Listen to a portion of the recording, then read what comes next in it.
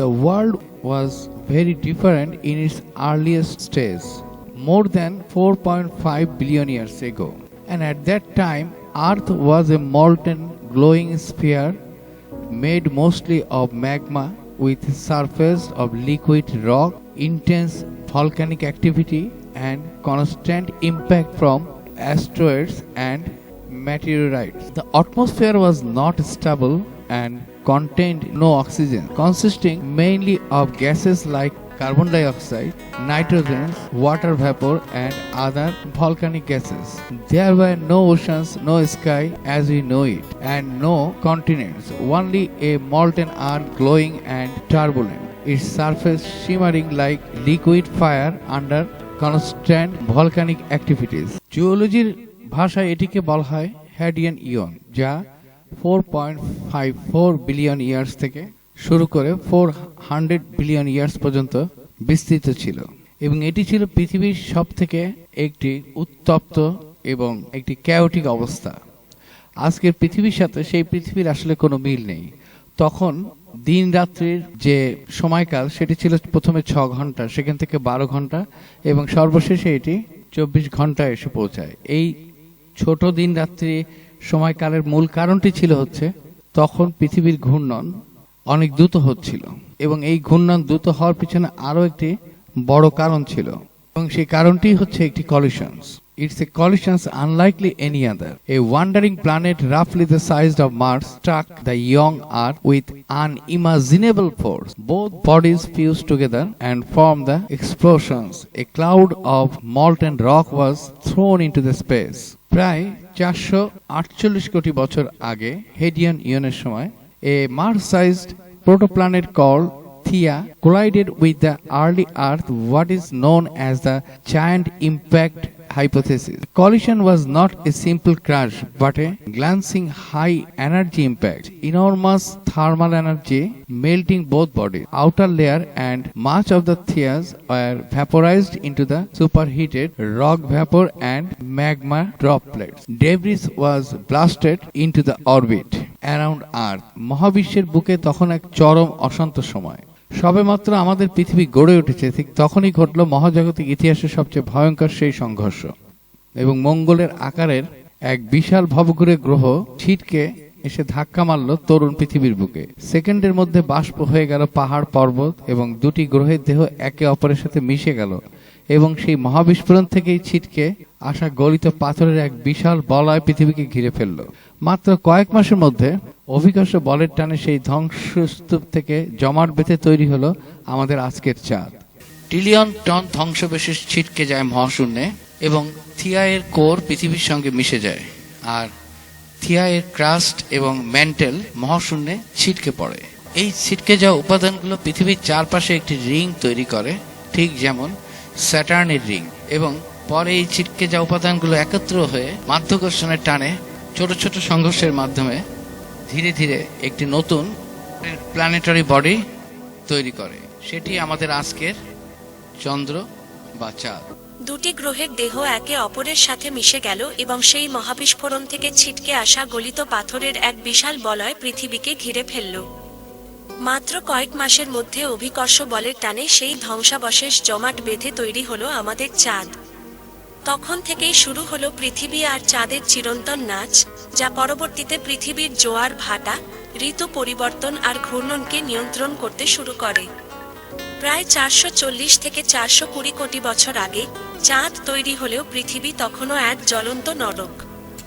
Carbon die oxide, sulphur আর জলীয় বাষ্পের এক দমবন্ধ করা বায়ুমণ্ডলের নিচে তখন কেবলই ফুটন্ত ম্যাগমার সমুদ্র। অবিরাম আগ্নেয়গিরির অগ্নুৎপাতে দিগন্ত জুড়ে কেবলই আগুনের ফোয়ারা আর ছাইয়ের মেঘ ফুঁড়ে নামছিল শতাব্দীর পর শতাব্দী ধরে চলা বজ্রঝড়।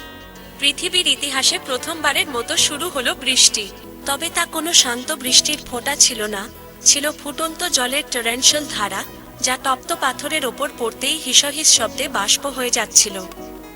বহু বছর ধরে চলা আগুন আর জলের এই লড়াইয়ের পর আস্তে আস্তে পৃথিবীর বুক ঠান্ডা হতে শুরু করলো। গলিত লাভা জমাট বেঁধে তৈরি হলো প্রথম সপ্ত পাথুরে ভূত্বক। প্রায় 400 থেকে 380 কোটি বছর আগে আর্কিয়ান ইয়ন ধীরে ধীরে পৃথিবীর রূপ বদলাতে শুরু করলো। ভারী উপাদানগুলো যেমন লোহা ও নিকেল পৃথিবীর কেন্দ্রে থিতিয়ে পড়ে তৈরি করলো একটি গলিত লোহার কোর, আর হালকা উপাদানগুলো ওপরে ভেসে উঠে তৈরি করলো ম্যান্টল ও crust. After the Hadean era, the Archean eon started. Earth entered the Archean eon. During this period, the planet cooled significantly and stable continents and oceans became more common. The atmosphere still lacked oxygen, but the first life appeared in the oceans. Simple single-celled organisms, especially bacteria and archaea, evolved and began transforming the planets. Some microorganisms developed photosynthesis using sunlight to produce energy.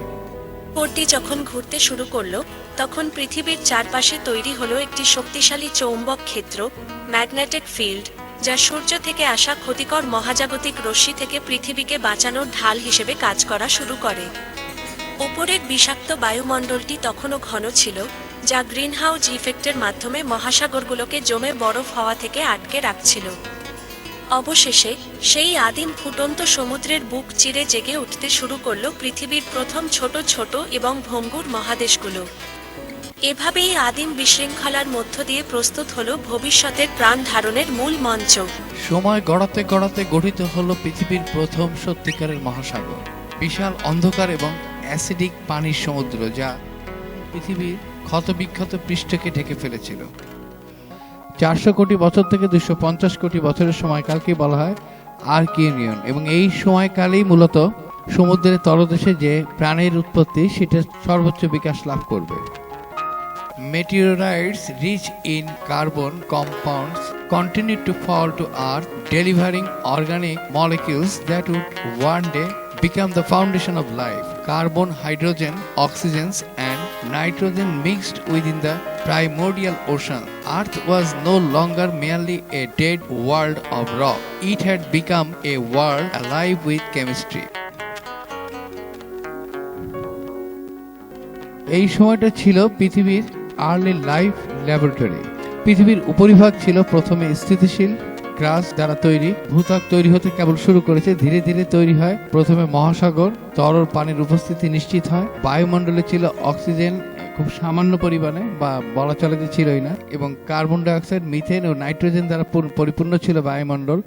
আগ্নেয়গিরি খুব সক্রিয় ছিল এবং পরিস্থিতি তখনও খুবই unstable ছিল। সবচেয়ে গুরুত্বপূর্ণ ঘটনা হচ্ছে প্রথম জীবনের অর্থাৎ মাইক্রোবিয়াল লাইফের উদ্ভব এই সময় হয়, এবং সবচেয়ে পুরনো জীবাশ্মর প্রমাণ, যা প্রায় 3.5 বিলিয়ন ইয়ার্স এগো সময়কালকে নিশ্চিত করে, সেটি এই ইয়নের মধ্যেই শুরু হয়েছিল। সুতরাং সিঙ্গেল সেলড মাইক্রো অর্গানিজমসের জন্ম হয় এই সময়, এবং স্ট্রোমাটোলাইটস বা সায়ানোব্যাক্টেরিয়ার স্তরযুক্ত গঠনও এই সময় ঘটে। একটা ধীরে ঠান্ডা হতে থাকা আগুনের জ্বলন্ত পৃথিবী, সেখানে প্রথমবার পানির সমুদ্র তৈরি হচ্ছে এবং খুব ছোট জীবন প্রথমবার তৈরি হয়ে বেঁচে থাকার চেষ্টা করছে। এটাই ছিল আর্কিয় ইয়নের সময়কাল, যা প্রায় 150 কোটি বছরের একটা সময়কালের মধ্যে ঘটেছে। এবং sun matured conditions on Earth become slightly more stable. সূর্য ধীরে ধীরে পরিণত স্থিতিশীল হতে শুরু করলে পৃথিবীর পরিবেশে কিছুটা শান্ত হতে থাকে। বিশাল বিশাল আগ্নেয়গিরির অগ্নি উৎপাত থেকে বিপুল পরিমাণ কার্বন ডাইঅক্সাইড, নাইট্রোজেন এবং জলীয় বাষ্প নির্গত হয়, যা একত্রিত হয়ে পৃথিবীর প্রথম বায়ুমণ্ডল গঠনে সাহায্য করে। এদিকে মহাকাশ থেকে উল্কাপিণ্ডের অবিরাম আঘাতও ধীরে ধীরে কমে আসতে, ফলে পৃথিবী তার ইতিহাসে প্রথমবারের মতো তুলনামূলক শান্ত ও স্থিতির সময়ের অভিজ্ঞতা লাভ করে। যদিও আগ্নেয়গিরি তখনও সক্রিয় ছিল এবং পৃথিবী এখনো কঠোর পরিবেশের মধ্য দিয়ে যাচ্ছিল, তবুও ধ্বংসের সেই নিরবিচ্ছিন্ন যুগের মধ্যে প্রথমবারের মতো স্থিতিশীলতার আভাস দেখা দিতে শুরু করে। Beneath the cooling crust, tectonic activity had already begun. Tectonic প্লেটগুলো ধীরে ধীরে সরে যাচ্ছিল, একে অপরের সঙ্গে ধাক্কা খাচ্ছিল এবং আবার ভেঙে আলাদা হয়ে যাচ্ছিল। পৃথিবীর ভূত্বক ফেটে যাচ্ছিল, আর সেই ফাটলগুলোতে তৈরি হচ্ছিল প্রথম মহাসাগরীয় অববাহিকা। ধীরে ধীরে বৃষ্টি আর ধূমকেতু থেকে আসা বরফ ও পানির মাধ্যমে সেখানে পানি জমা হতে থাকে। সময় গড়াতে গড়াতে গঠিত হলো পৃথিবীর প্রথম সত্যিকারের মহাসাগর, বিশাল অন্ধকার এবং অ্যাসিডিক অম্লীয় পানির সমুদ্র, যা তরুণ পৃথিবীর ক্ষতবিক্ষত পৃষ্ঠকে ঢেকে দিয়েছিল। Through the haze, sunlight reflected off the surface of the oceans, shimmering across vast stretches of empty sea.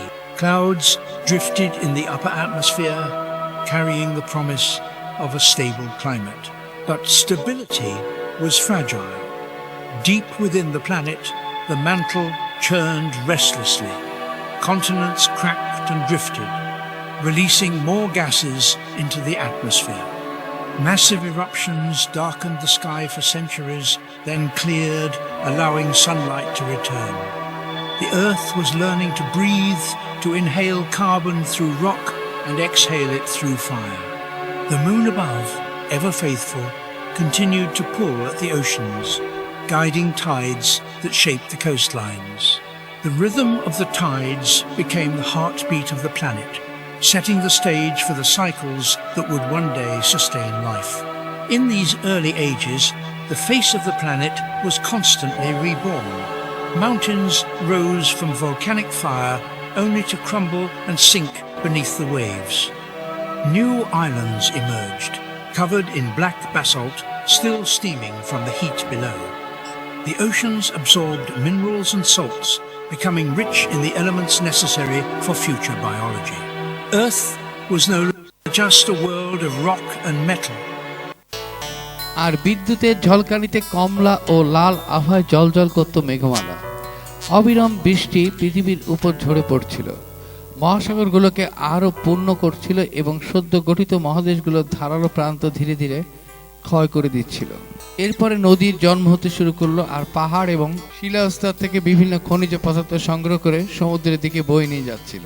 যদিও পৃথিবী তখনও ছিল সম্পূর্ণ অনুর্বর এবং প্রাণহীন, তবুও সে প্রস্তুত হয়ে উঠেছিল তার ইতিহাসের পরবর্তী অধ্যায়ের জন্য। মঞ্চ প্রস্তুত ছিল মহাবিশ্বের অন্যতম বিস্ময়কর ঘটনা ঘটার জন্য, আর সেটি ছিল জীবনের আবির্ভাব। তবে তখনও একটি গুরুত্বপূর্ণ পরিবর্তন হতে বাকি ছিল, যে পরিবর্তনটি পৃথিবীর প্রাণী জগতের বিবর্তনের যে ইতিহাস সেটিকে পুরো বদলে দেবে। পৃথিবীর বায়ুমণ্ডলে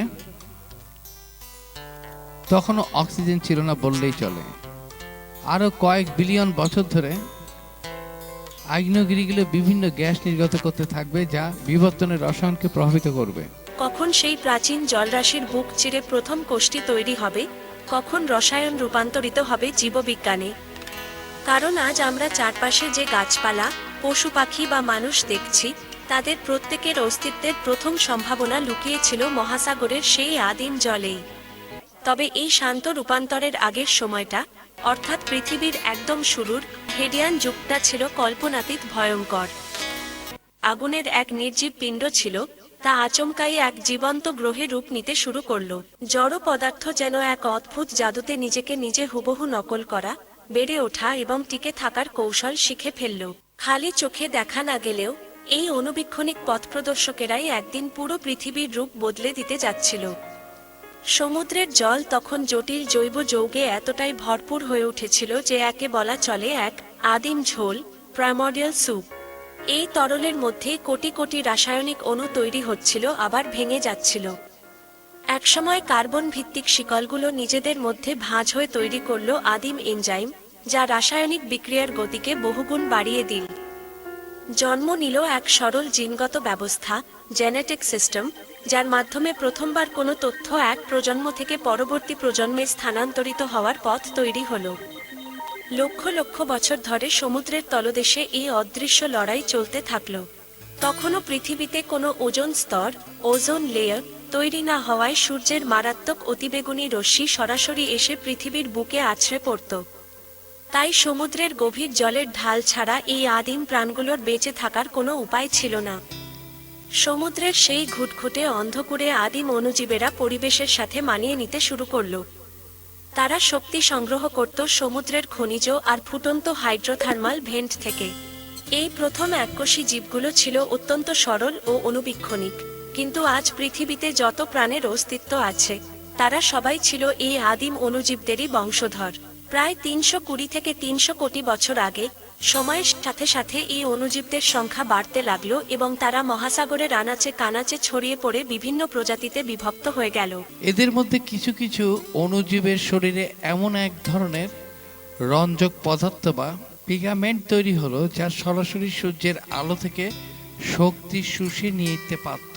এভাবেই পৃথিবীর বুকের সূচনা হলো আদিম সালোক সংশ্লেষণ বা ফটোসিনথেসিস প্রক্রিয়ার। তবে শুরুর দিকের এই সালোক সংশ্লেষণে কিন্তু কোনো অক্সিজেন তৈরি হতো না। অণুজীবরা অক্সিজেনের বদলে সালফার যৌগকে হাইড্রোজেনের উৎস হিসেবে ব্যবহার করে সূর্যের আলো থেকে শক্তি তৈরি করত। কিন্তু বিবর্তন তো থেমে থাকে না। ধীরে ধীরে এই প্রক্রিয়া আরও উন্নতি ঘটল এবং প্রকৃতিতে এমন এক উন্নত সালোক সংশ্লেষণ ব্যবস্থার আবির্ভাব হলো, যা হাইড্রোজেনের উৎস হিসেবে সরাসরি জলকে ব্যবহার করতে শুরু করলো। আর যখনই এই জলের অণু ভেঙে শক্তি তৈরির প্রক্রিয়া শুরু হলো, তখনই উপজাত বা বাই প্রোডাক্ট হিসেবে চারপাশের পরিবেশে মুক্ত হতে লাগলো এক নতুন গ্যাস, যার নাম ছিল অক্সিজেন। আপাত দৃষ্টিতে সাধারণ মনে হয় এই পরিবর্তনটাই খুব জটিল এবং খুব দ্রুত পৃথিবীর ইতিহাসে সবচেয়ে বড় এবং ভয়ঙ্কর ওলটপালট ঘটিয়ে দিতে যাচ্ছিল। First, the process did not produce oxygen. Instead, it relied on sulfur compounds, using sunlight to split them apart for energy. But over time, a new form of photosynthesis evolved, one that used water as the source of hydrogen. When water was split, oxygen was released as a byproduct, and with that, the great transformation began. Oxygen, once rare on Earth, started to accumulate in the oceans. At first, it reacted with dissolved iron. Eventually, the saturation point was reached and oxygen began to escape into the atmosphere. This invisible revolution would one day reshape the entire planet. Gradually, the oceans approached saturation. As more oxygen accumulated, less could remain dissolved in the water. Eventually, oxygen began to escaping into the atmosphere. A silent revolution was underway, and one that would fundamentally reshape the earth. Life had firmly established itself and was beginning to after the world around it. Over time, single-celled organisms became more complex. Some developed internal compartments and specialized structures that improved efficiency and allowed greater biological sophistications. প্রায় 240 কোটি বছর আগে পৃথিবীর বায়ুমণ্ডল আজকের মতো ছিল না। তখন আকাশ ছিল তামাটে কমলা রঙের, কারণ বাতাসে অক্সিজেনের নামগন্ধও ছিল না, বরং চারপাশ ভরে ছিল মিথেন গ্যাসে। মিথেন হলো অত্যন্ত শক্তিশালী একটি গ্রিনহাউস গ্যাস, আজকের কার্বন ডাই অক্সাইডের চেয়েও প্রায় 25 থেকে 80 গুণ বেশি শক্তিশালী। এই মিথেনের চাদরই সূর্য থেকে আসা অল্প তাপকে ধরে রেখে পৃথিবীকে গরম রাখত। ঠিক এই সময়ে সমুদ্রের বুকে জন্ম নিল এক বিপ্লবী অণুজীব, সায়ানোব্যাকটেরিয়া। এরা সূর্যের আলো আর জল ব্যবহার করে পৃথিবীর ইতিহাসে প্রথমবারের মতো তৈরি করল মুক্ত অক্সিজেন O_2। সমুদ্রের খনিজগুলোর ধারণ ক্ষমতা পার হয়ে এই অক্সিজেন যখন বুদবুদ আকারে বাতাসে ছিটকে এলো, তখন তা বাতাসের আদিম মিথেনের সাথে বিক্রিয়া শুরু করল। রাসায়নিক বিক্রিয়ায় শক্তিশালী মিথেন ভেঙে দুর্বল কার্বন ডাই অক্সাইড এবং জলে পরিণত হল। বাতাস থেকে মিথেনের সেই চাদরটি গায়েব হয়ে যাওয়া মাত্রই পৃথিবীর তাপ ধরে রাখার ক্ষমতা এক ধাক্কায় শেষ হয়ে গেল। ফলস্বরূপ গ্রহের তাপমাত্রা হু হু করে মাইনাসে নেমে গেল এবং শুরু হলো প্রথম বড় হিমযুগ, হুরোনিয়ান গ্লেশিয়েশন। এই বরফ যুগ কতটা গভীর এবং ভয়ঙ্কর ছিল? ভূতাত্ত্বিক প্রমাণ অনুযায়ী হুরোনিয়ান বরফ যুগটি ছিল পৃথিবীর ইতিহাসের অন্যতম দীর্ঘতম এবং তীব্রতম হিমযুগ। কতটা গভীর ছিল? এটি কোনো সাধারণ শীতকাল ছিল না। বিজ্ঞানীদের মতে এটি ছিল পৃথিবীর ইতিহাসের প্রথম সম্ভাব্য স্নোবল আর্থ বা বরফ গোলক পৃথিবী। বরফের স্তর মেরু অঞ্চল থেকে নামতে নামতে পৃথিবীর বিষুবরেখা ইকুয়েটর পর্যন্ত চলে এসেছিল। অর্থাৎ ওপর থেকে দেখলে পুরো পৃথিবীকে মহাকাশে ভাসমান একটা সাদা বরফের বলের মতো মনে হতো। বরফের পুরুত্ব, কোনো কোনো অঞ্চলে এই বরফের চাদর প্রায় 1 থেকে 3 কিলোমিটার পর্যন্ত পুরু ছিল। এই অবস্থা কিন্তু 2-1 বছর নয়, বরং প্রায় 30 কোটি বছর, 240 থেকে 210 কোটি বছর আগে পর্যন্ত স্থায়ী ছিল। ভাবা যায় 30 কোটি বছর ধরে একটা পুরো গ্রহ প্রায় সম্পূর্ণ জমে বরফ হয়েছিল। How the world escaped. যখন পুরো পৃথিবী কিলোমিটারের পর কিলোমিটার পুরো বরফে ঢাকা, তখন মনে হতে পারে যে পৃথিবীর গল্প বুঝি এখানেই শেষ। কিন্তু পৃথিবীকে বাঁচিয়ে দিল তার নিজের ভেতরের আগুন। পৃথিবীর উপরিভাগ বরফে ঢাকা থাকলেও ভূত্বকের নিচে গলিত ম্যাগমার স্রোত সচল ছিল। বরফের আস্তরণ ভেদ করে পৃথিবীর হাজার হাজার আগ্নেয়গিরি অবিরাম অগ্নুৎপাত শুরু করে। আগ্নেয়গিরি থেকে লাভা ছাড়াও বিপুল পরিমাণে কার্বন ডাই অক্সাইড গ্যাস বের হতে থাকে। স্বাভাবিক সময়ে বৃষ্টির জল এই কার্বন ডাই অক্সাইডকে শুষে নিয়ে পাথরের সাথে মিশিয়ে দেয়, ওয়েদারিং। কিন্তু পৃথিবী বরফে ঢাকা থাকায় কোনো বৃষ্টি ছিল না, ফলে বাতাসে CO-2 শোষিত হওয়ার কোনো সুযোগ ছিল না। লক্ষ লক্ষ বছর ধরে আগ্নেয়গিরির গ্যাস জমে বাতাসে কার্বন ডাই অক্সাইডের পরিমাণ স্বাভাবিকের চেয়ে শত গুণ বেড়ে গেল। এবার সূর্যের তাপকে শক্তভাবে ধরে রাখতে শুরু করলো এবং এক চরম গ্রিনহাউস প্রভাব তৈরি হলো। মহাগলন, দ্য গ্রেট থ, বরফ যুগের সমাপ্তি হঠাৎ করেই পৃথিবীর তাপমাত্রা মাইনাস থেকে প্লাসের দিকে ছুটল। বিষুবরেখার বরফ গলে কালো মাটি ও জল বেরিয়ে আসতেই তারা সূর্যের আলো আরো বেশি শোষণ করতে লাগলো। অ্যালবেডো এফেক্ট কমে যাওয়া, ফলে পুরো গ্রহের বরফের সাম্রাজ্য মাত্র কয়েক হাজার বছরের মধ্যে হুড়মুড় করে গলে শেষ হয়ে গেল। এই 30 কোটি বছরের তীব্র ঠান্ডায় সমুদ্র জমে গেলেও একদ্রোথার্মাল ভেন্টের উষ্ণ জলের উৎস, আশেপাশে সায়ানোব্যাকটেরিয়া এবং অন্যান্য আদিম অণুজীবেরা কোনোমতে প্রাণ টিকিয়ে রেখেছে। বরফ গলে যাওয়ার পর যখন আবার সুনীল সমুদ্র ফিরে এলো, তখন তারা দ্বিগুণ উৎসাহে বংশবৃদ্ধি শুরু করে এবং সেই অতিরিক্ত অক্সিজেন দিয়েই পরবর্তীতে ওজোন স্তর আবার পুনর্গঠিত হলো। মিথেন গ্যাস কমে যাওয়ার কারণে যে ওজোন স্তরের ক্ষতিসারিত হয়েছিল, অক্সিজেনের প্রচুর বৃদ্ধির পরে সেটি আবার পুনর্গঠিত হলো এবং পৃথিবীতে অক্সিজেনের সরবরাহ হঠাৎ করে বেড়ে গেল এবং ওজোন স্তরের যে আল্ট্রাভায়োলেট রে পৃথিবীতে ঢুকছিল, অক্সিজেনের বৃদ্ধির কারণে সেটিও আবার রিপেয়ার হয়ে গেল। এভাবেই আমরা ক্যাম্ব্রিয়ান এক্সপ্লোশনের দিকে এগিয়ে যাব। তবে তার আগে একটা খুব উল্লেখযোগ্য বিষয়, যেটি আজকে মাল্টি সেলুলার যে অর্গান সেটি তৈরির জন্য বড় ভূমিকা রেখেছিল, সেটি কিভাবে হয়েছিল। The evolutions of special proteins called catarins along with a supportive network known as the extracellular matrix provided the biological glue that allowed cells to remain attached to one another. As these cells stayed connected, communications and cooperated more effectively, they gradually formed stable multicellular communities while eventually evolved into the first tissues, organs and complex multicellular organisms. প্রথমে information share বা sexual reproduction বা গভীর সমুদ্রে দলবদ্ধভাবে তারা একজনের সাথে লেগে থাকতো। এই লেগে থাকার মাধ্যমে তারা কিছু সময় পার করার পরে বুঝতে পারলো যে কোনো একটা অদৃশ্য প্রভাবের কারণে তারা আর একজন থেকে বিচ্ছিন্ন হতে পারছে। সেটাই ছিল এক ধরনের গ্লু, যেটাকে আমরা ক্যাটারিন বলছি। এভাবে যখন তারা লেগে গেল, তখন তারা নিজেদের মধ্যে কর্ম পরিকল্পনা ভাগ করে নিল। অর্থাৎ একই ধরনের কাজ না করে কেউ বংশবৃদ্ধির দায়িত্ব নিল, কেউ খাদ্য প্রস্তুত করলো, কেউ বা বাইরের একটা আবরণ তৈরি করলো, যে আবরণ বাইরের সেগুলো থেকে বা বাইরের আক্রমণ থেকে রক্ষা করবে। এভাবেই মাল্টিসেলুলার অর্গানের যাত্রা শুরু হলো। Increasingly complex cells would eventually give rise to eukaryotic cells, the ancestors of plants, animals, fungi and humans. পৃথিবীতে জীবনের একেবারে শুরুতে অর্থাৎ 3.5 বিলিয়ন বছর আগে কোষের বৈচিত্র্য আজকের মতো ছিল না। তখন মূলত ছিল প্রাথমিক প্রোক্যারিওটিক কোষ, যেটাতে নিউক্লিয়াস ছিল না, দেখতে অনেকটা আধুনিক ব্যাকটেরিয়ার মতো। এরপর ধীরে ধীরে বিভিন্ন ধরনের প্রোক্যারিওট তৈরি হয়, ব্যাকটেরিয়া, আর্কিয়া। পরে প্রায় 2 বিলিয়ন বছর লাগে ইউক্যারিওটিক সেল তৈরি হতে, এবং ইউক্যারিওটিক সেলে হচ্ছে নিউক্লিয়াস এবং মাইটোকন্ড্রিয়া ছিল।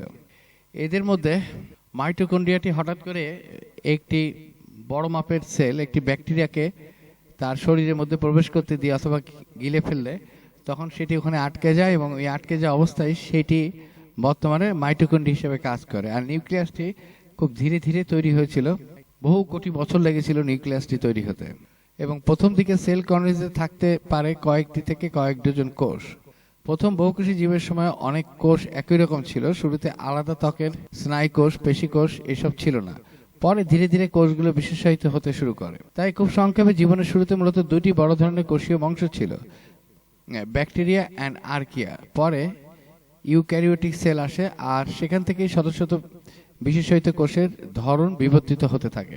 টাইম পিরিয়ডটা হচ্ছে approximately 3.8 to 3.5 billion years ago, অর্থাৎ 380 থেকে 350 কোটি বছর আগে। এরপর আসে eukaryotic cell. This is the second version of the cell history. Much larger and complex cells with a well defined nucleus and membrane, bound organelles like mitochondria, which eventually led to plants, animals, and humans. Eukaryotic কোষ, এটি ছিল পৃথিবীর ইতিহাসের প্রথম জীবন্ত কোষ, যেমন আদিম ব্যাকটেরিয়া।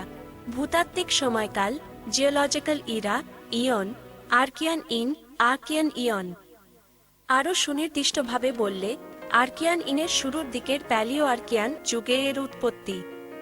আজ থেকে প্রায় 380 থেকে 350 কোটি বছর আগে পৃথিবী যখন প্রথমবার বৃষ্টির জলে ঠান্ডা হয়ে আদিম মহাসাগর তৈরি করল, ঠিক তখনই সমুদ্রের তলদেশের গরম জলের উৎস বা হাইড্রোথার্মাল ভেন্টের আশেপাশে এই সরল নিউক্লিয়াসহীন প্রোক্যারিওটিক কোষগুলোর জন্ম হয়। ইউক্যারিওটিক কোষ, এটি হলো সুগঠিত নিউক্লিয়াস এবং মাইটোকন্ড্রিয়া বিশিষ্ট জটিল কোষ, প্রেটেরোজোইক ইয়ন। আরও সুনির্দিষ্টভাবে বললে, এই ইনের শুরুর দিকের প্যালিওপ্রোটেরোজোইক যুগে এর জন্ম। সময়কাল, আজ থেকে প্রায় 210 থেকে 160 কোটি বছর আগে। এর ঠিক আগেই পৃথিবীতে মহা অক্সিজেন সংকট বা হুরোনিয়ান বরফ যুগ শেষ হয়েছিল। পরিবেশে অক্সিজেনের মাত্রা বাড়ার পর একটি বড় প্রোক্যারিওটিক কোষ অন্য একটি ছোট ব্যাকটেরিয়াকে গিলে ফেলে পার্টনারশিপ করার মাধ্যমে এন্ডোসিম্বায়োসিস এই জটিল ইউক্যারিওটিক কোষের জন্ম দেয়। তারপর প্রোটেরোজোইক যুগে এসে কোষের এই জটিল দ্বিতীয় সংস্করণ বা ইউক্যারিওটিক কোষের দেখা মেলে। At the same time, Earth's magnetic field grows strong, forming an invisible shield around the planet. এই ম্যাগনেটিক কোরই আর্থকে শুরু থেকে যে কোনো ধরনের আল্ট্রাভায়োলেট রে বা সূর্যের অন্যান্য যে ক্ষতিকারক রশ্মি আছে তা থেকে রক্ষা করেছে। পরবর্তীতে পৃথিবীতে প্রাণ টিকিয়ে রাখার পরিবেশ তৈরি করে। তবে পৃথিবীর রূপ তখনও স্থির ছিল না। আগ্নেয়গিরির তাণ্ডবে জেগে ওঠা পর্বতগুলো তীব্র ভূকম্পনে ভেঙে পড়ে আবার সমুদ্রের নিচে তলিয়ে যাচ্ছিল, আর তাদের জায়গায় ভেসে উঠছিল সদ্য জন্মানো কালো প্যালেস্ট পাথরের নতুন নতুন দ্বীপ। ঠিক এই সময় সমুদ্রের জল চারপাশের খনিজ আর লবণ শুষে নিতে শুরু করে, যা ভবিষ্যতে জৈবিক প্রক্রিয়ার জন্য প্রয়োজনীয় উপাদানে সমৃদ্ধ। Volcanoes to release gases, oceans to absorb them, life to regulate their exchange. This balance, forged through disaster, would sustain the planet for billions of years more across the continents, creating vast marine habitats. Sunlight penetrated these warm, nutrient-rich waters, fueling explosive growth. Plankton, algae, and cyanobacteria formed dense layers near the surface, creating the first true ecosystems. Oxygen filled the oceans, transforming them from green to blue. Iron, once dissolved in abundance, now oxidized and settled to the sea floor. The chemistry of the planet had changed once again, this time permanently. And as life expanded, it became more diverse. Evolution, no longer constrained by survival alone, began to explore form and complexity. Organisms learned to sense, to move, to respond to their environment in new ways. Beneath the calm surface of the oceans, the groundwork for the next great revolution was being laid, the explosion of animal life that would soon follow. But before that dawn, the planet took a breath. The ice had retreated, the heat had calmed, and the world stood at peace for the first time in eons. The sky glowed with the soft light of a maturing sun, and the continents shimmered with rivers that flowed through fresh valleys. The earth had endured catastrophe and emerged stronger. It had learned balance. Billion billion বছর ধরে পৃথিবীতে জীবন ছিল মূলত অতি ক্ষুদ্র ও সরল জীবের মধ্যে সীমাবদ্ধ। কিন্তু হঠাৎ করেই মহাসাগরগুলোতে দেখা দিল এক নতুন ধরনের প্রাণ চাঞ্চল্য। নরম দেহের প্রাণীদের বৃদ্ধি এবং তাদের বৈচিত্র্যময়তা এক অদ্ভুত জাগরণ তৈরি হলো সমুদ্রের তলের পলির মধ্যে। জীবন আর শুধু অণুবীক্ষণিক যন্ত্রে দেখা যায় এমন ক্ষুদ্র জীবের মধ্যে সীমাবদ্ধ রইল না। শুরু হলো ক্যাম্ব্রিয়ান যুগ। পৃথিবীর ইতিহাসের অধিকাংশ সময় জীবন ছিল এককোষী বা খুব সাধারণ ঔপনিবেশিক জীবের রূপে, কিন্তু ভূতাত্ত্বিক সময়ের বিচারে অত্যন্ত অল্প সময়ের মধ্যে বিবর্তনের গতি নাটকীয়ভাবে বেড়ে যায়। Beneath the calm ocean surface, the foundations were being laid for one of the greatest biological revolutions in Earth's history. Soon the revolutions would arrive, and before it did, however, Earth experienced a rare period of relative stability. The ice had retreated, temperature had moderated, and the world entered a peaceful phase unlikely any it had known for ages. Rivers carved fresh valleys through young landscapes, while sunlight illuminated continents recovering from immense climate upheavals. Earth had survived catastrophe and emerged stronger. It had discovered stability through chaos and renewal through destructions. মহাসাগর ভরে উঠল রং, গতি এবং পরিবেশগত জটিলতায়। Sponge সদৃশ প্রাণীরা সমুদ্রতলে স্থায়ীভাবে বসবাস শুরু করলো। প্রাথমিক প্রবাল সদৃশ উপনিবেশগুলোর অসংখ্য প্রাণীর আবাসস্থল তৈরি করেছিল। কৃমিরা পলির মধ্যে অক্সিজেন মিশিয়ে সমুদ্রতলে রাসায়নিক পরিবেশ বদলে দিচ্ছিল। জীবন শুধু পরিবেশের সঙ্গে খাপ খাইয়ে নিচ্ছিল না, বরং নিজেই পরিবেশকে পরিবর্তন করছিল। বায়ুমণ্ডল এবং সমুদ্রে অক্সিজেনের প্রাচুর্য প্রাণীদের আরো বড় এবং সক্রিয় হতে সাহায্য করলো। পেশি শক্তিশালী হলো, চলাচল দ্রুত হলো এবং ইন্দ্রিয়গুলো আরো তীক্ষ্ণ হয়ে উঠল। প্রথমবারের মতো প্রাণীরা সক্রিয়ভাবে শিকার তাড়া করতে, বিপদ থেকে পালাতে এবং বেঁচে থাকার জন্য প্রতিযোগিতা করতে সক্ষম হলো। শিকারী এবং শিকারের এই সংঘর্ষ বিবর্তনকে শক্তিশালী করেছিল এবং একটি শক্তিশালী চালিকা শক্তিতে পরিণত করলো। বর্ম, গতি, ছদ্মবেশ এবং ক্রমশ জটিল আচরণ বিকশিত হতে লাগলো।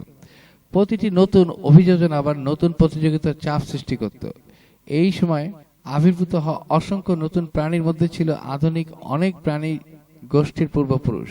ট্রাইলোবাইট সহ অর্থোপড, মোলাস্ক, অ্যানিলিড এবং প্রাথমিক কর্ডেটদের উদ্ভব ঘটে এই সময়। ছোট মাছের মতো কিছু প্রাণীও দেখা যায়। তাদের আদিম মেরুদণ্ড ছিল। আকারে ছোট এবং নাজুক হলেও তাদের মধ্যেই লুকিয়ে ছিল ভবিষ্যতের সমস্ত মেরুদণ্ডী প্রাণীর নকশা, যারা শক্তিশালী চোয়াল এবং শিকার ধরার বিশেষ অঙ্গ ছিল। ক্যাম্ব্রিয়ান পৃথিবী ছিল একসঙ্গে সুন্দর এবং অদ্ভুত। এমন সব প্রাণীতে ভরা ছিল সেই সমুদ্র, যাদের অধিকাংশেরই আজ কোনো জীবন্ত সমতুল্য নেই। বিবর্তন যেন অসংখ্য সম্ভাবনা নিয়ে পরীক্ষা নিরীক্ষা করছিল, বেঁচে থাকার সমস্যার নানা সমাধান খুঁজছিল। এই সময় বিলুপ্তি এবং উদ্ভাবন পাশাপাশি চলছিল। পরিবেশগত পরিবর্তন মাঝে মাঝে বহু প্রজাতিকে নিশ্চিত করে দিয়েছে, কিন্তু সেই শূন্যস্থান আবার নতুন প্রাণীদের বিকাশের সুযোগ করে দিয়েছে। তাই ক্যাম্ব্রিয়ান বিস্ফোরণ কোনো একক ঘটনা ছিল না, বরং এটি ছিল কয়েক কোটি বছর ব্যাপী চলা এক দীর্ঘ জৈবিক সৃজনশীলতার যুগ, যেখানে প্রাণী জগৎ অভূতপূর্ব গতিতে বৈচিত্র্যময় হয়ে উঠেছিল। Every corner of the ocean with diversity. Among the new arrivals were the ancestors of almost every modern animal group: arthropods, mollusks, annelids, and early chordates. Tiny fish-like creatures with primitive backbones began to appear, swimming gracefully through the currents. They were small and fragile, but they carried within them the blueprint for all vertebrate life to come. The oceans, once still and quiet, now echoed with the rhythms of feeding and escape. Microscopic plankton drifted in massive clouds, feeding larger filter feeders that swept them up with gaping mouths. Early predators like Anomalocaris, with its circular jaws and grasping limbs, ruled the seas, capable of swallowing creatures half its size in a single strike. The Cambrian world was a place of wonders and nightmares. Its creatures were both alien and familiar. Evolutions of the nervous systems and sensory organs enabled animals to sense their environment, react to danger, locate food, and interact with the world around them in increasingly sophisticated ways. Cambrian যুগ জৈবিক জটিলতার এক আকস্মিক বিস্ফোরণে আদিম মহাসাগরগুলো শক্ত বর্ম পরিহিত ট্রাইলোবাইট এবং অ্যানোম্যালোকারিসের মতো হিংস্র শীর্ষ শিকারী জীবে ভরে উঠেছিল। পৃথিবীর ইতিহাসে প্রথমবারের মতো প্রাণীরা দৃষ্টিশক্তি লাভ করেছিল, তবে মহাদেশগুলো তখনও সম্পূর্ণ জনমানবহীন মরুভূমি ছিল। অর্ডোভিশিয়ান যুগ উষ্ণ অগভীর সমুদ্রগুলো পুরো গ্রহ জুড়ে বিস্তৃত ছিল, যেখানে অর্থোসেরাসের মতো বিশাল খোলসযুক্ত শামুক জাতীয় প্রাণীদের বাসস্থান গড়ে উঠেছিল। এই যুগের শেষভাগে এসে একটি আকস্মিক এবং তীব্র বরফ যুগ সমুদ্রের জলকে জমিয়ে ফেলে, যার ফলে সৃষ্ট এক মহাবিলুপ্তিতে 85% সামুদ্রিক প্রজাতি চিরতরে হারিয়ে যায়। সিলুরিয়ান যুগ হিমবাহগুলো গলে যাওয়ার সাথে সাথে পৃথিবীর জলবায়ু আবার স্থিতিশীল হয়ে ওঠে। দানবাকৃতির ইউরিপটেরিড নামক সমুদ্রের বিচ্ছুরা জলভাগের ওপর রাজত্ব করতে শুরু করে, তবে সবচেয়ে বড় রূপান্তরটি ঘটে যখন কুকসোনিয়ার মতো আদিম উদ্ভিদগুলো উপকূল রেখায় জন্মাতে শুরু করে, যা জীবনের প্রথম অফিসিয়াল ডাঙ্গা জয়ের প্রমাণ দেয়। ডেভোনিয়ান যুগ মাছের যুগ হিসেবে পরিচিত এই সময়ে ডানকালিওস্টিয়াসের মতো ভয়ঙ্কর বর্মধারী দানব মাছেরা সমুদ্রে আধিপত্য বিস্তার করেছিল। এরই মধ্যে টিকটালিক নামের এক সাহসী অন্তর্বর্তীকালীন জীব নিজের শক্তিশালী পাখনা ব্যবহার করে কাদা মাখা ডাঙায় উঠে আসে এবং উভচর প্রাণীদের বিবর্তনের পথ প্রদর্শন করে। কার্বনিফেরাস যুগ বিশাল সব জলাভূমির জঙ্গল পুরো বিশ্বকে ঢেকে ফেলেছিল, যা বাতাসে অক্সিজেনের পরিমাণ ইতিহাসের সর্বোচ্চ স্তরে পৌঁছে দেয়। এই অতিরিক্ত অক্সিজেনযুক্ত বাতাস পোকা মাকড়দের দানবাকৃতির হয়ে উঠতে সাহায্য করেছিল, যার মধ্যে ঈগলের সমান ফড়িং মেগানিউরা এবং 8 ফুট লম্বা শতপদী পোকা আর্থ্রোপ্লিউরা অন্যতম। পার্মিয়ান যুগ পৃথিবীর সমস্ত মহাদেশ একসাথে ধাক্কা খেয়ে প্যানজিয়া নামক একটি মাত্র বিশাল ভূখণ্ড তৈরি করেছিল, যার ফলে ভেতরের অঞ্চলগুলো শুষ্ক মরুভূমিতে পরিণত হয়। স্তন্যপায়ীদের আদি পূর্বপুরুষ সিন্যাপসিডরা ডাঙ্গার দখল নেয়, যাদের প্রধান উদাহরণ ছিল ডাইমেট্রোডন নামের পিঠে বিশাল পাল সদৃশ অংশ থাকা এক অদ্ভুত প্রাণী। মহাপতন সাইবেরিয়া অঞ্চলে ঘটে যাওয়া প্রলয়ঙ্কারী আগ্নেয়গিরির বিস্ফোরণের মাধ্যমে পার্মিয়ান যুগের সমাপ্তি ঘটেছিল, যা বাতাসে বিপুল পরিমাণে গ্রিনহাউস গ্যাস ছড়িয়ে দেয়। মহাসাগরগুলো অ্যাসিডযুক্ত এবং অক্সিজেনহীন হয়ে পড়ার কারণে পৃথিবীর ইতিহাসের সবচেয়ে ভয়াবহ গণবিলুপ্তি ঘটে, যা 96% সামুদ্রিক জীবন ধ্বংস করে দিয়েছিল। ট্রায়াসিক যুগ বিপর্যয় থেকে বেঁচে যাওয়া অল্প কিছু জীব এক ঝলসে যাওয়া জনশূন্য পৃথিবীতে এসে উপস্থিত হয়। শুরুর দিকের টিকটিকি জাতীয় প্রাণীরা লড়াই করলেও আর্কোসর নামের এক অত্যন্ত মানিয়ে নিতে সক্ষম দল ফাঁকা পৃথিবীর নিয়ন্ত্রণ নেয়, যার মধ্যে মাটির নিচে গর্ত করে থাকা তৃণভোজী লিস্ট্রোসরাস এবং ডাঙ্গার দ্রুতগামী শিকারী পোস্টোসুচাস অন্তর্ভুক্ত ছিল। It had begun to shape it. Plants altered the composition of the atmosphere, stabilizing temperatures and increasing oxygen levels to their highest point in geological history. Insects and arthropods grew enormous in response, their bodies sustained by the abundance of oxygen. The world was vibrant, thriving, and full of promise. But, as always, balance would not last forever. Volcanic eruptions released massive amounts of carbon dioxide, disrupting the climate. Oxygen levels dropped and temperatures fluctuated wildly. Ocean currents changed, triggering extinctions among marine species. Coral reefs vanished, and many of the armored fish that had ruled the seas disappeared. On land, however, life endured, forests expanded, anchoring the soil and regulating the climate once more. Amphibians survived the chaos, adapting to the new world that emerged from it. From these survivors, evolution would soon craft something entirely new creatures that no longer depended on water to reproduce. The egg or amniotic egg came long before dinosaurs, and it was one of the key innovations that eventually made dinosaurs, reptiles, birds and mammals possible. অর্থাৎ প্রায় 34.2 কোটি বছর আগে এগের এবং এর সাথে সম্পর্কিত প্রাণীদের অস্তিত্বের ইতিহাস আমরা জানতে পারি। It belongs to early Amniotes, and which later split into reptiles and eventually dinosaurs and birds, much later from dinosaurs and mammals. তাহলে 340 million years ago amniotic eggs appears late Carboniferous period. 230 million years ago first dinosaurs appear Triassic period. So there is a gap of about 10 million years before dinosaurs even existed. Surprisingly, eggs came hundreds of millions of years before birds or dinosaurs, and giving birth to live babies evolved as a brilliant strategy to keep those offspring safe from a harsh environment. Here is the chronological breakdown of how both came to be. 1. The arrival of the egg, approximately 340 million years ago. Long before hard-shelled eggs existed, sea creatures and early amphibians laid soft, jelly-like eggs directly in the water, much like frogs do today. If those eggs were left on land, they would dry out and die. The real evolutionary game-changer was the amniotic egg, which developed during the Carboniferous period. The innovation: the amniotic egg developed a protective, semi-permeable shell, either leathery or hard, and internal membranes, like the amnion. Why it mattered? This shell locked moisture inside while allowing oxygen in. Essential private portable pond. Animals no longer needed to return to the water to breed, allowing early reptiles to conquer the interiors of dry continents. It was both reptile and prototype for the warm-blooded creatures that would follow. Dimetrodon ruled the river sides, hunting amphibians, fish, and smaller reptiles. Its world was one of extremes: scorching days, freezing nights, and storms that rolled across the deserts with thunder and dust. Beneath the burning sky, ডিমের আগমন প্রায় 34 কোটি বছর আগে। পাখি বা ডাইনোসরদের পৃথিবীতে আসার অনেক আগেই ডিমের সৃষ্টি হয়েছিল। প্রথম দিকের উপচর, অ্যাম্ফিবিয়ান্স এবং জলজ প্রাণীরা ব্যাঙের মতো পানির মধ্যে নরম, জেলির মতো ডিম পারত। এই ডিমগুলো ডাঙায় আনলে শুকিয়ে মারা যেত। বিবর্তনের ইতিহাসে আসল ম্যাজিকটা ঘটে যখন অ্যামনিওটিক ডিম, অ্যামনিওটিক এগ তৈরি হয়। এটি কার্বনিফেরাস যুগে বিকশিত হয়েছিল।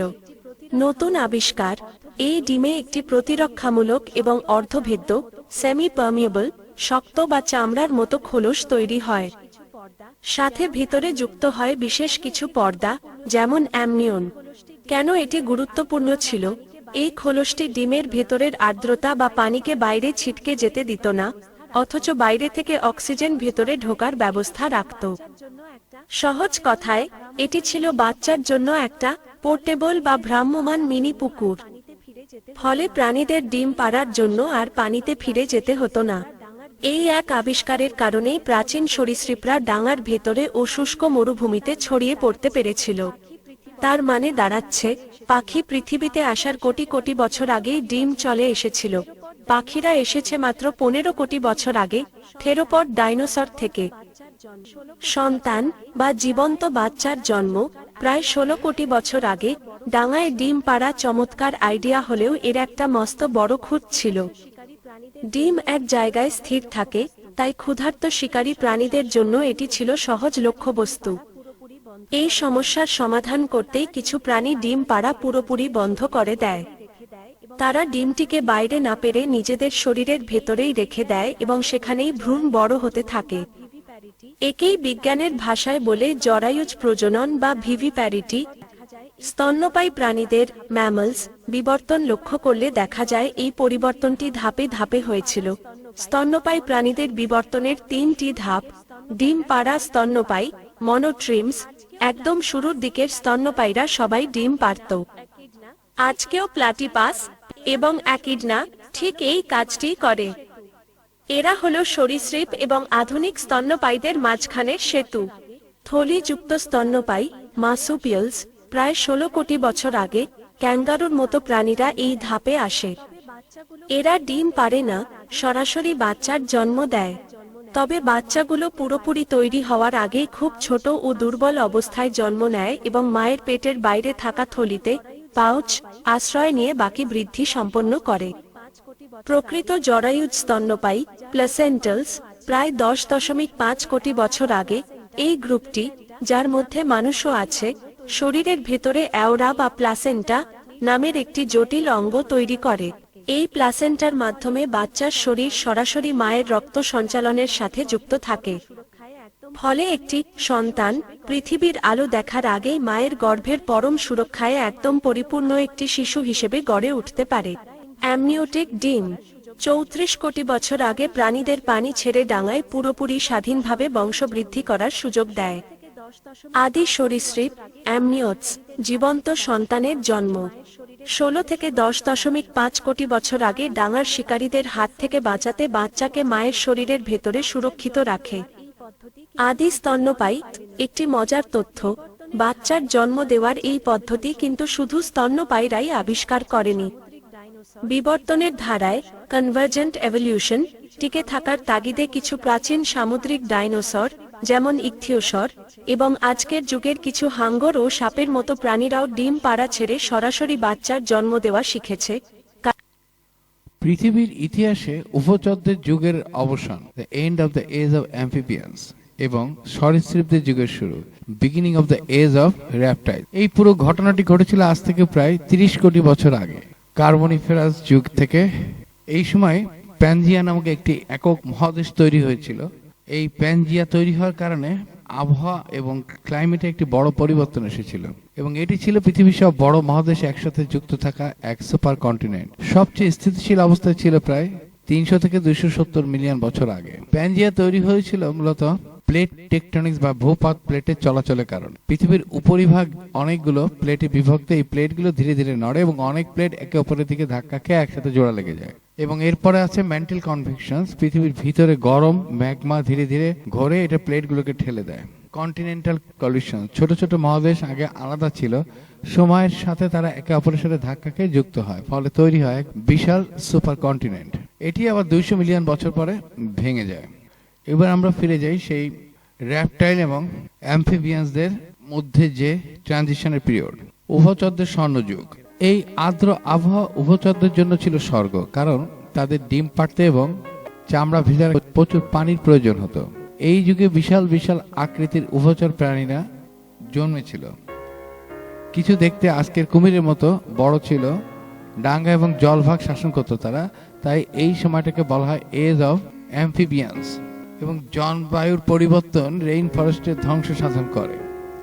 কার্বনিফেরাস যুগের শেষের দিকে পৃথিবীর জলবায়ু হঠাৎ নাটকীয়ভাবে বদলে যেতে শুরু করে। এই ঘটনাকে বিজ্ঞানের ভাষায় বলা হয় carboniferous rain forest collapse. Tectonic প্লেটগুলো নড়াচড়া করার কারণে সব মহাদেশ একসাথে জুড়ে গিয়ে প্যানজিয়া নামক একটি বিশাল সুপার মহাদেশ তৈরি করে। এর ফলে পৃথিবী আর্দ্র বাতাস মহাদেশের ভিতর পৌঁছাতে পারছিল না। জলাভূমির বিলুপ্তি, বিশাল জলাভূমি এবং রেইন ফরেস্টগুলো শুকিয়ে মরুভূমি এবং শুষ্ক রুক্ষ মরুভূমিতে পরিণত হয়ে যায়। জলবায়ুর এই চরম শুষ্কতা উভচরদের জন্য বিপর্যয় ডেকে আনে। যেহেতু তাদের ডিম পাড়ার জন্য পানি দরকার ছিল, হাওয়া উভচরদের জন্য ছিল স্বর্গ, কারণ তাদের ডিম পাড়তে এবং চামড়া ভেজা রাখতে প্রচুর পানির প্রয়োজন হতো। এই যুগে চরম শুষ্কতা উভচরদের জন্য বিপর্যয় ডেকে আনে। যেহেতু তাদের ডিম পাড়ার জন্য পানি দরকার ছিল, জলাভূমি শুকিয়ে যাওয়ায় তাদের সংখ্যা হু হু করে কমতে থাকে। আর ঠিক এই সংকটের সুযোগেই প্রকৃতিতে রাজত্ব শুরু হয় সরীসৃপদের, রেপটাইলস। সরীসৃপদের দুটি বিশেষ টেকনিক বা সুপার পাওয়ার তাদের এই শুষ্ক পৃথিবীতে টিকিয়ে রেখেছিল। অ্যামনিওটিক ডিম, সরীসৃপরা শক্ত খোলসযুক্ত ডিম পাড়া শুরু করে।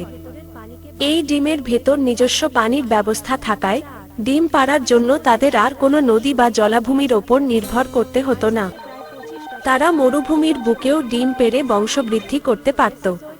জলরোধী চামড়া, ওয়াটারপ্রুফ স্কিন, উভচরদের মতো সরীসৃপদের চামড়া ভেজা রাখতে হতো না। তাদের শরীরে শক্ত আঁশ, স্কেলস তৈরি হয়, যা শরীরের ভেতরের পানিকে বাষ্প হয়ে উড়ে যেতে বাধা দিত।